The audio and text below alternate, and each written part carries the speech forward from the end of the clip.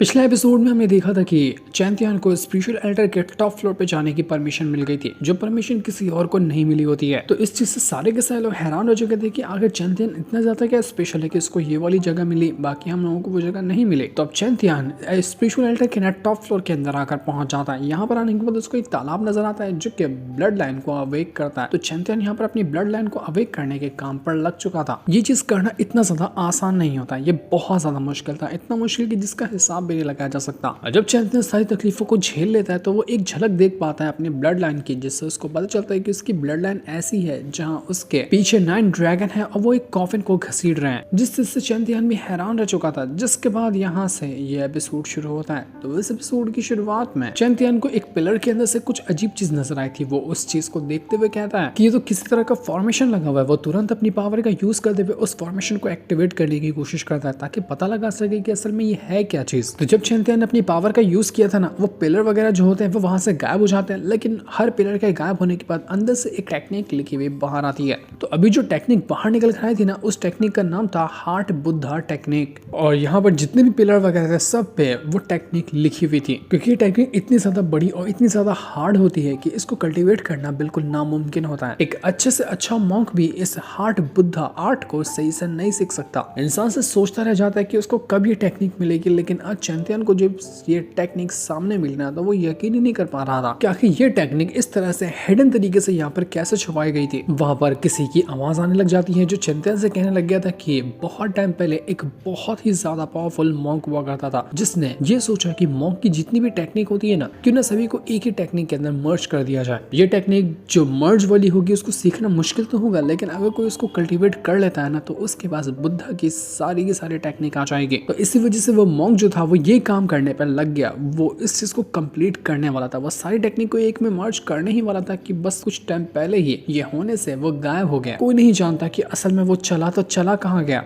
Sword empire भी सुनकर हैरान रह जाते हैं। वो कहने लग जाता है कि कहीं ऐसा तो नहीं कि जिस बुद्धा की आप बात कर रहे हैं वो कोई और नहीं बल्कि बुद्धा एम्पायर होगा, जिसने ये सारे टेक्निक को मर्ज करने की कोशिश की होगी। चैंपियन कहने लग जाता है कि मेरे पास डिमोनिक पावर भी है, कल्टीवेशन पावर भी है, और जब मैं उस डीमन एम्पायर का इनहेरिटेंस ले रहा था तो उस टाइम उसने मुझे बुद्धा की भी पावर दी थी, पर मैंने उस बुद्धा की पावर पे उतना ध्यान नहीं दिया क्योंकि वो बहुत ज्यादा कमजोर थी उस टाइम पे। लेकिन अब मुझे ऐसा लगता है कि अगर मैं ये टेक्निक सीख लूँ ना तो मेरी बुद्धा वाली पावर बहुत ज्यादा स्ट्रांग हो जाएगी। हो सकता है कि जिस चीज की मुझे तलाश थी, मुझे अपनी बुद्धा टेक्निक को और ज्यादा स्ट्रांग बनाने में वो चीज मुझे मिल गई। तो स्वॉर्ड एम्पायर चैंपियन का मजाक उड़ाते हुए कहता है कि अबे यार, तुम्हें पता है ये टेक्निक सीखने के लिए एक बहुत ही ज्यादा स्ट्रांग बुद्धा फाउंडेशन चाहिए होता है, लेकिन तुम क्या कर सकते हो बुद्धा के टेक्निक के हिसाब से? तुम खाली स्वॉर्ड को इधर उधर नचा सकते हो और कहाँ कुछ कर सकते हो। तुम ये टेक्निक सीखने की कोशिश करोगे तो तुम्हारे पर बहुत ज्यादा मुश्किल भी देगी और तुम्हारे लिए बिल्कुल ये यूजलेस है जब तक तुम्हारे पास एक बहुत ही ज्यादा स्ट्रांग बुद्धा फाउंडेशन नहीं आ जाता। तो चैंपियन कहता है कि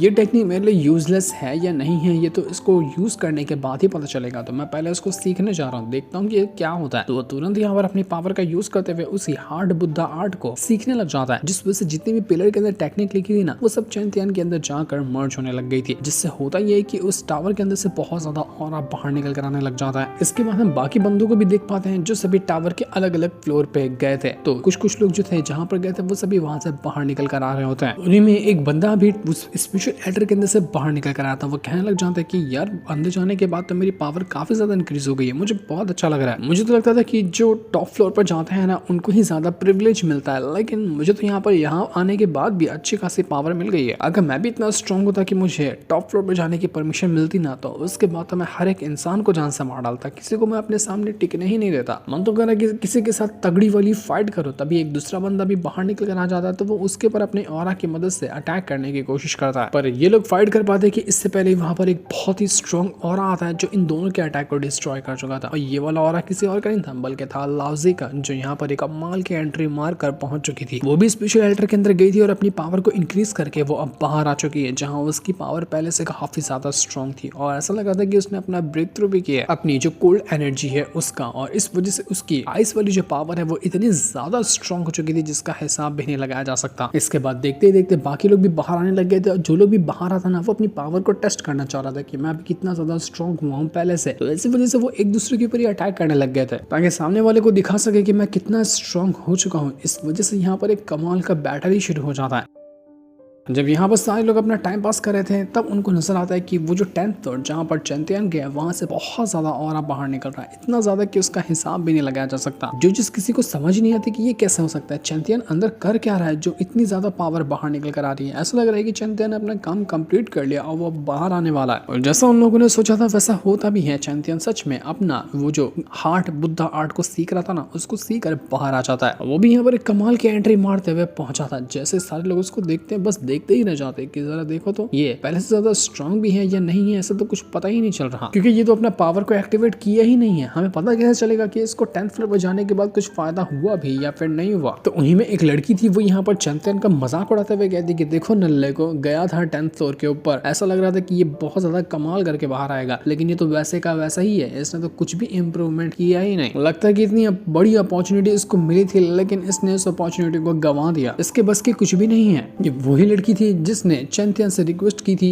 जब वो उसके ऊपर जादू कर रही थी तो उसके ऊपर बैकफायर कर गया था उसका जादू, तो चैंपियन को वो अपना मास्टर कहने लग गई थी। लेकिन अब यहाँ पर लगता है कि जादू का असर खत्म हो गया, तो वो बहुत ज्यादा गुस्से में थी चैंपियन से। तो छोटू बीस्ट भी हैरान रह जाते कि ये लड़की पागल तो नहीं हो गई ना, आखिर इस तरह से बात करते हैं अपने मास्टर यानी कि चैंपियन से, ये हद पार कर रही है। तो ये सुनकर वो लड़की और ज्यादा गुस्सा हो जाती है। वो तुरंत अपनी पावर का यूज करते हुए चैंपियन के ऊपर अटैक करने की कोशिश करती है ताकि वो चैंपियन की जान ले सके। लेकिन उसके अटैक करने से पहले चैंपियन आसानी के साथ उसके अटैक को वहां पर डिस्ट्रॉय कर देता है। उस लड़की के अटैक का चैंपियन के ऊपर कुछ भी असर हुआ ही नहीं था। चैंपियन उस लड़की से कहना चाहता है कि बस अभी 2-3 दिन तो हुए हैं उस बात को और तुम इतनी जल्दी सब कुछ भूल गई कि तुम मुझसे क्या कह रही थी, तुमने मेरे लिए क्या किया था, यार बड़ी घटिया किस्म की लड़की हो तुम। तो वो लड़की कहना चाहती कि देखो मैंने उस टाइम जो भी किया ना वो अपने होश में नहीं किया, उस टाइम मैं अपने ही जादू के असर में थी जिसको बैकफायर करने में तुमने ही हेल्प की थी। तुम्हारी वजह से मेरा जादू मुझ पर बैकफायर कर गया और मैं अपने होश में ना होने की वजह से तुम्हारे से ऐसी बातें कर रही थी। और अब जब मुझे होश आ गया है तो मैं सारे की सारी चीजों का बदला तुमसे लेकर रहूंगी। चैंपियन तुम बचोगे नहीं। वो तुरंत चैंपियन के ऊपर अटैक करते हुए उसकी जान लेने की कोशिश करती है कि चैंपियन जो तुमने मेरे साथ किया ना उसको मैं छोड़ने नहीं वाली हूँ। लेकिन वो कितना भी अटैक करने की कोशिश करती उसके अटैक का असर ही नहीं होता है। चैंपियन उसके सारे अटैक को रोकता जाता। चैंपियन कहता है कि मैंने कुछ किया था, मैंने बल्कि कुछ भी नहीं किया था, तुम्हारे खुद के पास इतनी पावर नहीं है कि तुम अपना अटैक हैंडल कर सको, जिस वजह से वो तुम्हारे ऊपर बैकफायर कर गया। इसलिए बेहतर होगा कि मुझ पर झूठा इल्जाम लगाना छोड़ दो तुम, और जो तुम्हारी खुद की पावर है ना उस पर कंट्रोल करना सीख लो, क्योंकि तुमसे कुछ भी नहीं होने वाला है। जब तुम्हारा ये अटैक तुम्हारे ऊपर बैकफायर कर गया तो इसमें दूसरे की गलती कैसे हो सकती है, तुम मेरी गलती कैसे बता रही हो। ये सुनकर वो लड़की और ज्यादा गुस्सा हो जाती है। वो चैंपियन से कहती है कि चैंपियन मैं तुझे छोड़ूंगी नहीं, तुझे जान से मार डालूंगी। वो तुरंत यहाँ पर एक अपनी खास टेक्निक को यूज करने लग जाती है जिसका नाम सोल बाइंडिंग था, और उसका यूज करते हुए वो चैंपियन की जान लेने की कोशिश करती है। लेकिन चैंपियन को उससे फर्क नहीं पड़ता। वो तुरंत अपनी स्वॉर्ड को बाहर निकालता है और उसकी मदद से वो अटैक करने के लिए पूरी तरह से तैयार था। उसके एक ही अटैक में उस लड़की के सारे अटैक एक बार फिर से डिस्ट्रॉय हो जाते हैं। चैंपियन उससे कहता है कि मुझे तो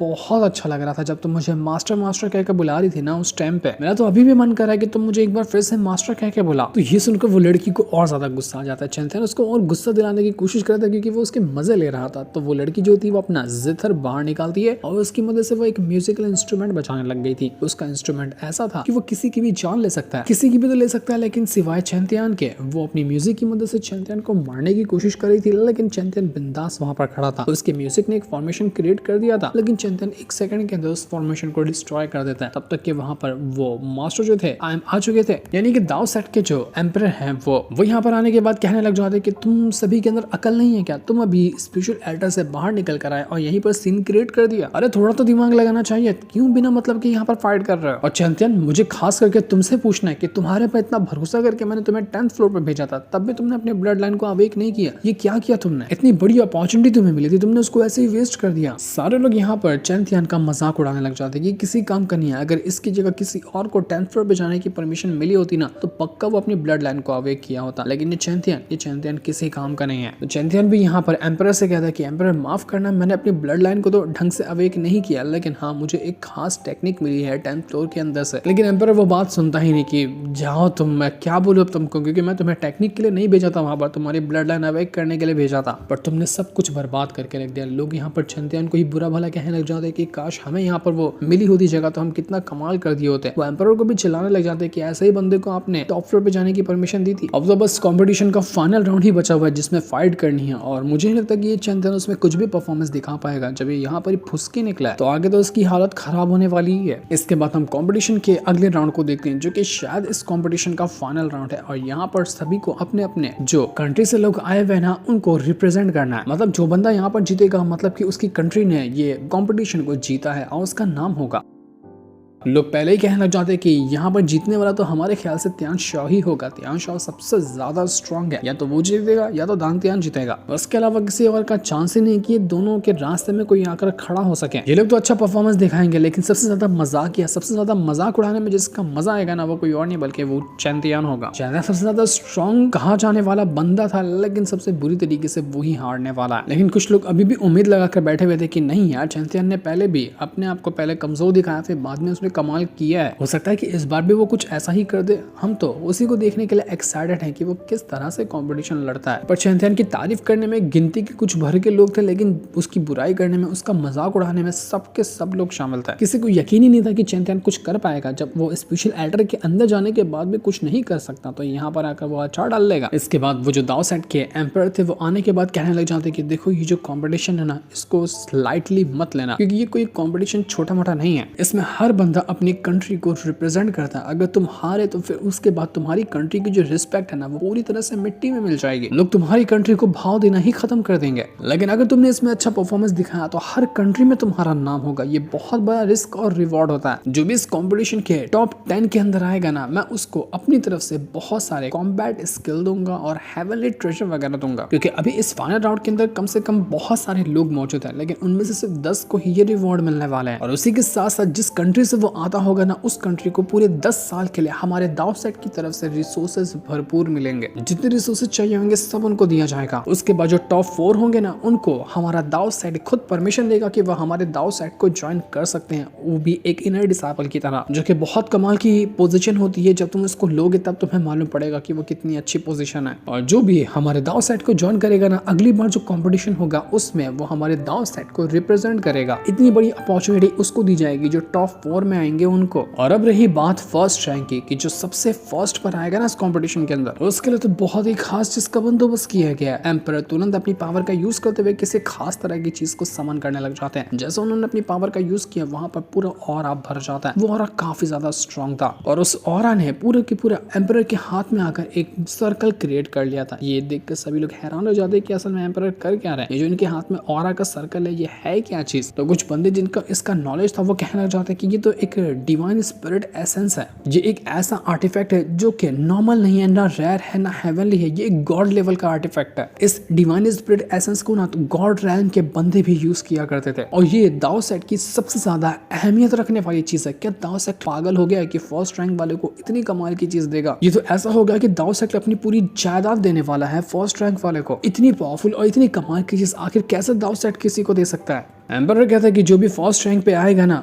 उसको ही मौका मिलेगा इस डिवाइन स्पिरिट एसेंस को हासिल करने का, ताकि वो इसको अपनी बॉडी के साथ मर्ज कर सके। और उसके बाद ये तुम्हारी अच्छाई के ऊपर डिपेंड करेगा। अगर तुम्हारा दिल साफ है, अगर तुम सच्ची के लिए इस चीज को हासिल करोगे ना, तब जाकर तुम इसकी पावर को यूज कर पाओगे और ये तुम्हारे साथ मर्ज होगा। वरना बुराई के लिए तुम कभी भी इसका यूज नहीं कर पाओगे। तो ये सुनकर चैंपियन बिल्कुल हैरान रह जाता है कि अगर ये दाव सेट के लोग के पास ये डिवाइन स्पिरिट एसेंस है, तो ये लोग खुद यूज क्यों नहीं करते? क्या इन सभी के दिल में कुछ खोट है क्या? जैसा कि एम्परर ने बताया कि इंसान के अंदर अगर अच्छाई होगी तभी जाकर वो इस डिवाइन स्पिरिट एसेंस को यूज कर सकता है। तो वही ऐसा तो नहीं कि यहाँ के सारे एल्डर कुछ ना कुछ राज छुपा कर रखे हैं अपने अंदर, तभी इस वजह से वो लोग इसको यूज ही नहीं कर पा रहे। वो किसी और बंदे की तलाश में है जो एकदम साफ दिल का हो, जो इसको यूज कर पाए। ऊपर से इसको रिफाइन करना इतना ज्यादा मुश्किल है कि जिसका हिसाब भी नहीं लगाया जा सकता। एक बंदे के पास अगर वो बहुत ज्यादा स्ट्रॉन्ग है तो 5% चांस होता है इसको अच्छी तरह से रिफाइन करने का, और 95% चांस होता है कि उसकी बॉडी कंप्लीटली डिस्ट्रॉय हो जाएगी और वो मर जाएगा। और अगर बाय चांस किस्मत से अगर बच भी गए ना, तो तुम्हारा दिमाग खराब हो जाएगा और तुम पागलों की तरह जिंदगी भर रहोगे। तो चैंपियन कहता है कि चलो भगाओ, अगर किसी और को नहीं चाहिए तो ये तो मेरा ही हुआ। अब मैं भी तो देखूं कि मुझसे ये कौन हासिल कर सकता है। ये डिवाइन स्पिरिट एसेंस मेरा ही है, इसकी मैं गारंटी लेता हूँ। तो अब क्या चैंपियन उस डिवाइन स्पिरिट एसेंस को हासिल कर पाएगा? ये तो अभी हमें नहीं दिखाया गया, जिससे इनको दिखाते साथ ही ये वाला एपिसोड यहीं पर एंड हो जाता है। Thanks for watching.